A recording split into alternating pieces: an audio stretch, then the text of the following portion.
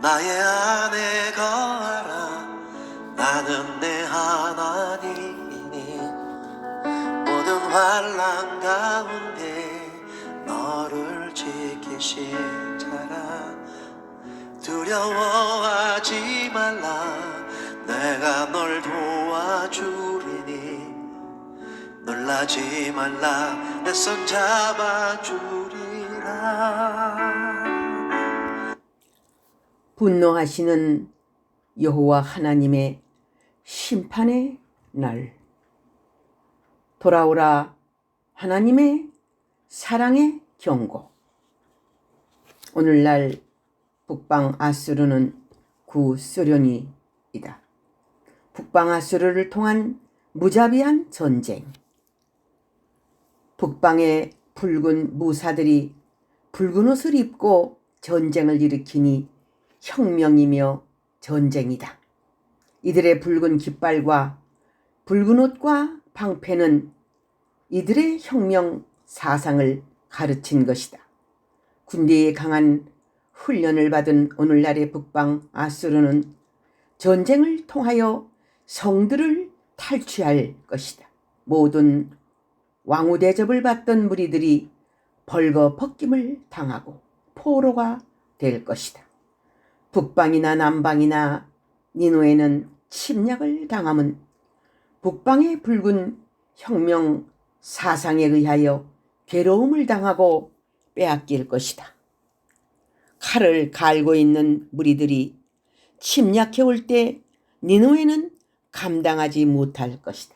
아무리 살기 위하여 은금을 쌓아놓고 저축을 많이 하여 안정된 생활을 하던 그들도 전쟁이 일어나 무자비하게 죽일 때 그 옛날 잘 살고 육의 즐거움이 늘 있는 도성의 교만한 무리는 살 수 없는 것이다. 그날에 힘을 자랑하는 강대국이라 하여도 소용이 없음은 전쟁의 패배자의 말로는 두려운 공포와 죽음뿐이기 때문이다. 시대의 변함과 함께 제2의 아수르와 니누에는 변형되며 오늘날의 전쟁은 성경을 이루는 심판이니 사람이 생각하는 전쟁과 틀린 것은 무자비한 정책을 쓰는 전쟁이다. 북방의 아수르나 북방의 붉은 공산주의자들이나 한때는 그들의 힘을 자랑하고 그들을 두렵게 할 자 없었으나 역대의 강대국들이 다 멸망당한 것처럼 하나님은 그들을 때가 될 때에 심판하신다는 것이다. 그들을 인간의 생각으로는 그들을 끊을 자가 없으나 그들을 심판하시는 분의 권능의 칼로 멸하시리니 젊은 사자들이 남을 수 없느니라. 하나님의 절대적인 공의의 메시지는 그 칼로 하나님이 뜻이 이루어지느니라. 전쟁은 여호와께 있나니 승리자도 여호와로 말미암아 이루어지리라. 큰 칼이 놓였으니 심판의 칼을 피하여 갈 자가 없느니라. 무지한 인생들의 말로는 처참하게 죽는 것이니라. 나훔 2장 3절에서 13절 영예의 해설의 말씀. 분노하시는 여호와의 심판의 날, 돌아오라는 하나님의 사랑의 경고. 애굽에서 구하여 내신 여호와 하나님을 생각하라. 너희가 우상 아래 이방인으로 있을 때에 하나님이 너를 뽑아낸 것을 기억하라. 선지자들을 보내어 진리를 가르치고 옳은 길로 인도하였거늘 우상을 따라 우상이 좋아하는 대로 길을 가고 있으니 답답한 일이다. 하나님이 보내신 선지자의 말을 듣지 않는 것은 하나님의 말씀을 듣지 않는 것과 다름이 없는 것이다. 선지자를 멀리하고 우상을 가까이 하는 이들은 다름 아닌 하나님의 자녀들이니 하나님의 마음을 아프게 하는 자들이 앞으로 어떻게 될 것인가 생각할지니라. 하나님께서 하나님의 백성들을 먹이시고 애굽에서 건져내시고 품으로 안으시고 길러 주셨건만 이들은 하나님을 점점 더 멀리하고 물러가고 있으니 이것이 무슨 까닭인가? 하나님을 믿는 자들이 바다의 모래수 같고 하늘의 별의 수처럼 많이 있거늘 하나님께로 돌아오는 자가 하나도 없다는 말씀은 무슨 말씀인가?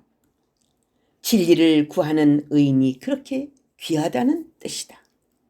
이들이 임금 대신 하나님을 버리니 아수르 왕이 임금이 되고 이들이 세운 계책대로 하나님을 떠나니 이들을 다스릴 자가 없다는 것이다. 사랑의 경고를 외면하는 자는 하나님도 붙잡을 길이 없는 것이다. 하나님께서 이스라엘을 긍휼히 여기실 때에 이스라엘은 돌아와야 할 것이다. 한없는 하나님의 사랑을 알고 철저히 회개한다면 누가 이스라엘을 잊겠으며 버리겠는가? 하나님은 계속하여 기회를 주심으로 이스라엘이 구원받기를 원하신다. 하나님께서는 수많은 세월 속에 구원을 이루시기 위하여 긍휼을 온전히 베푸셨으니 세월이 말해주고 있느니라. 지금도 다시 한번 나의 종들을 통하여 돌아오라고 사랑의 경고로 나팔을 불게 하는 것이다. 하나님께서 하나님의 종을 들어서 사자의 부르짖음 같이 우레의 소리를 바랄 때에 돌아올 자는 먼 데서부터 돌아온다는 것이다.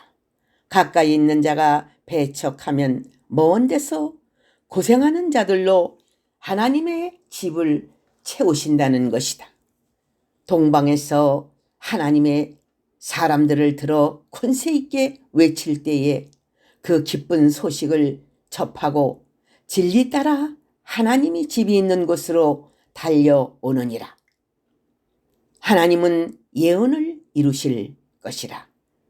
돌아올 자는 반드시 돌아오며 심판을 받을 무리는 여호와의 공의의 칼날을 피하지 못하리라. 아브라함의 자손들아, 진리의 깃발 아래로 돌아오라. 진리가 너희를 구원하리라. 만군의 여호와 하나님은 진리의 하나님이시니라. 에브라임과 이스라엘과 유다는 어떻게 거짓과 계율과 정함이 없는 백성으로 타락하였는가? 진리가 없는 백성은 망한다는 교훈이다. 해석을 바로 못하면 본문이나 잘 붙들고 살아야 할 것이다. 성경의 진실성을 왜곡하는 서기관들은 하나님의 심판을 면치 못할 것이다. 책장사하려고 성경을 인간이 읽기 좋게 하려고 마음대로 글을 쓰는 자들은 하나님의 심판대 앞에 설 각오를 하여야 할 것이다. 정함이 없는 유다는 사상 없는 자들이다. 이들은 표대가 없으며 복음을 전한다는 말로 사상을 흐리게 하고 있는 것이다. 호세아서 11장 1절에서 12절 영예의 해설의 말씀. 경고하시고 분노하시는 여호와의 심판의 날. 노아 시대에 여호와 하나님께서 물로 모든 육축과 사람과 공중의 새와 땅에 기는 모든 것은 멸하듯이 이제는 불로 악인과 함께 바다의 모든 고기까지 멸하신다는 것이다. 왜 하나님께서 이 땅을 진멸하시기로 마음을 먹으셨는가? 모든 자들이 악인들이 되었으며 육체가 되었으니 마귀 자식들이 된 것이다. 더 이상 기다릴 수 없는 지경까지 온 것이다. 여호와의 분노의 날은 지면에 생명을 가진 육체를 진멸하시는 날이니라. 여호와의 분노의 날이란 하나님을 노엽게 한 모든 무리를 멸하시는 심판의 날이다. 하나님을 믿는다 하며 모든 우상과 타협하는 무리들은 심판을 받는다. 하나님의 이름을 부르고 주 예수의 이름과 성령을 부르며 믿는 그들이 하나님의 말씀을 앞세워 사탄과 타협한다는 것은 멸망받아야 할 무리들인 것이다. 앞으로의 심판은 우상을 섬기고 우상과 타협하고 하나님을 찾지도 믿지도 않는 무리들에게 있는 것이다. 하나님께서 분노하심으로 수많은 악인들과 죄인들이 멸망당하나니 주님을 믿는 것이 얼마나 복이 있는지 알게 될 것이다. 구원에 초청받을 자들이 있고 심판에 초청받을 자들이 있나니 희생의 날에 초청받는 무리들은 불쌍한 자들이니라. 도살의 날을 기억할지니라. 돼지는 죽는 날까지 죽는 것을 생각하지 않고 먹는 것에만 모든 정신이 있으니 그들로 죽는 때가 있느니라. 신불신간에 다른 주인을 섬기고 충성한 무리들은 그들의 주인과 그 식솔들과 따르는 모든 무리가 하나님의 분노의 날에 희생의 초청장을 받게 된다는 것이다. 하나님은 분노의 날을 위하여 알곡과 쭉정이를 구별하시나니 구별된 쭉정이는 멸절당하느니라.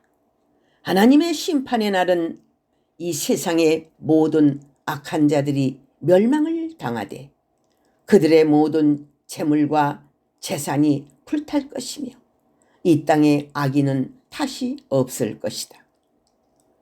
악인들이 쌓아놓은 공든탑이 무너지고 불탈 것이며 여호와의 심판의 날에 어떤 세력도 부녀처럼 약하고 그 무너지는 소리가 요란할 것이다. 재앙이 시작되면 여호와의 심판의 날이 심히 가까이 온다는 것이다. 말 타는 자가 달려옴같이 캄캄한 흑암의 날이 신속히 다가오는 것이니 그날은 여호와의 분노의 날이니라. 악인은 영원히 이 땅에 존재하지 못하게 하실 것이다. 여호와의 분노의 날은 의인이 아니면 살 수 없는 시대가 그들의 은과 금으로 자신들의 생명을 구원할 수 없나니 어떤 권세나 힘으로도 살 수 없느니라. 하나님께서 사망의 재앙을 허락하시니 고통이 시작되었고 지옥의 불로 세계를 삼키니 죄지은 자는 살 수가 없느니라. 여호와께서 경고하실 때 순종하는 자는 복이 있느니라. 세계가 불탈 때에 살아남을 수 있는 비밀은 진리에 있나니 진리는 하나님이 주신 책이니라. 눈을 뜰지니라. 세월은 살같이 지나갈 것이며 진리는 영원하리라. 스바냐서 1장 1절에서 18절 영예의 해설의 말씀. 할렐루야. 아멘.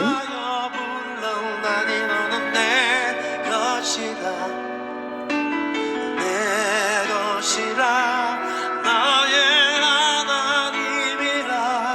내가 너를 몸에 넣고 존귀하게 여기노라. 내가 사랑하는 나리라.